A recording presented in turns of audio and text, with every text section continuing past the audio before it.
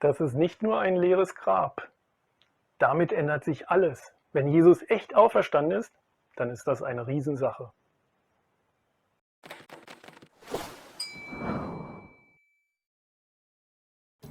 Dass Jesus auferstanden ist, erkennt man aus meiner Sicht am besten an seinen Jüngern. Mit denen war er vorher durch die Gegend gezogen und hat sie alles gelehrt. Nachdem Jesus gekreuzigt und gestorben war, waren seine Jünger total fix und fertig. Jesus Tod am Kreuz erschien ihnen als endgültiges Ende. Einer hat sich sogar umgebracht, er hat nicht geglaubt, dass noch irgendetwas zu retten ist. Bei den anderen war es auch nicht so viel besser. Aber dann ist etwas passiert.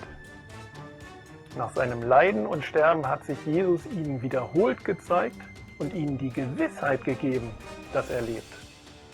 Über 40 Tage lang kam er damals zu ihnen und sprach mit ihnen darüber, wie Gott seine Herrschaft aufrichten und sein Werk vollenden werde. So steht es in der Apostelgeschichte und ich glaube das, weil sich die Jünger dann so komplett verändert haben. Während sie vorher ängstlich und niedergeschlagen waren, traten sie jetzt stark für Gott ein und freuten sich. Da Jesus den Tod besiegt hat, hatten sie keine Angst mehr vorm Tod und waren frei. Jesus war ihnen erschienen und hat ihnen klargemacht, dass er lebt.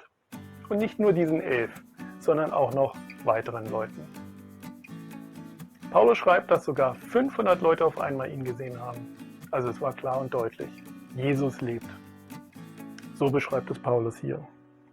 Er wurde begraben und ist am 3. Tag von den Toten auferstanden, wie es in der Schrift steht. Er wurde von Petrus gesehen und dann von den 12 Aposteln. Danach sahen ihn mehr als 500 seiner Anhänger auf einmal, von denen die meisten noch leben, nur einige sind inzwischen gestorben. Dann wurde er von Jakobus gesehen und später von allen Aposteln. Als letzter von allen habe auch ich ihn gesehen. Als letzter hat Paulus ihn gesehen und dadurch die nötige Gewissheit bekommen, für Jesus dann auch unerschrocken einzutreten.